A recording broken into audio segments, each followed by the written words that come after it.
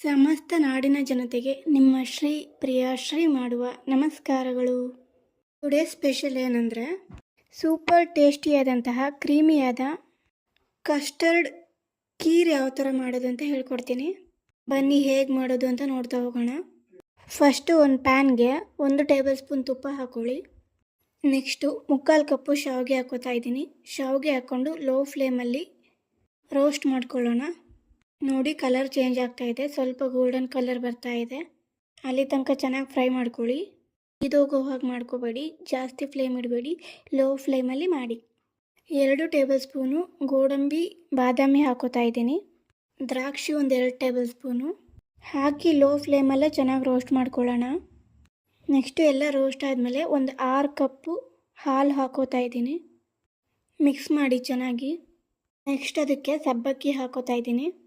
ಸಬ್ಬಕ್ಕಿ ಹಾಕಿ ಚೆನ್ನಾಗಿ ಮಿಕ್ಸ್ ಮಾಡಿ 5 ನಿಮಿಷ ಚೆನ್ನಾಗಿ ಕುದಿಯೋಕೆ ಬಿಡಿ.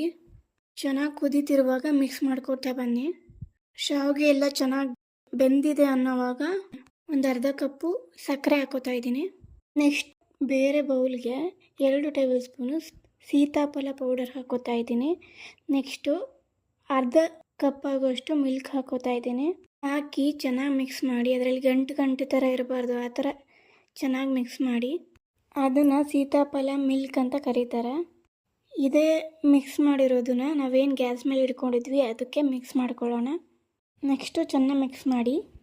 ಅದಾದಮೇಲೂ 1 ಕಪ್ಪು ಹಾಲನ್ನ ಮತ್ತೆ ಹಾಕ್ಕೊಳ್ಳಿ. ಮತ್ತೆ ಚೆನ್ನಾಗಿ ಮಿಕ್ಸ್ ಮಾಡಿ. ನೀವೇ ನೋಡ್ತಾ ಇದ್ದೀರಲ್ಲ, ಕ್ರೀಮಿ ಟೆಕ್ಸ್ಚರ್ ಬಂದಿದೆ. ಬನ್ನಿ ಇವಾಗ ಅದನ್ನು ಸರ್ವ್ ಮಾಡ್ಕೊಳ್ಳೋಣ. ನೋಡಿದ್ರಲ್ಲ, ಕಸ್ಟರ್ಡ್ ಸೇಮಿಯಾ ಖೀರ್ ವಿತ್ ಸಾಬುದಾನ ರೆಡಿಯಾಗಿದೆ. ಈ ರೆಸಿಪಿ, ಈ ವಿಡಿಯೋ ನಿಮಗೆ ಇಷ್ಟ ಆದರೆ ದಯವಿಟ್ಟು ಶೇರ್ ಮಾಡಿ, ಲೈಕ್ ಮಾಡಿ. ಇದೇ ಥರ ಮತ್ತಷ್ಟು ವಿಡಿಯೋಗಳಿಗಾಗಿ ಶ್ರೀ ಅಡುಗೆ ಚಾನಲ್ನ ಸಬ್ಸ್ಕ್ರೈಬ್ ಮಾಡಿ. ಕಮೆಂಟ್ ಮೂಲಕ ನಿಮ್ಮ ಒಪಿನಿಯನ್ ತಿಳಿಸಿ. ನೀವು ಬೆಳೀರಿ, ನಮ್ಮನ್ನು ಬೆಳೆಸಿ ಅಂತ ಹೇಳ್ತಾ ಈ ವಿಡಿಯೋನ ಮುಗಿಸ್ತಾ ಇದ್ದೀನಿ.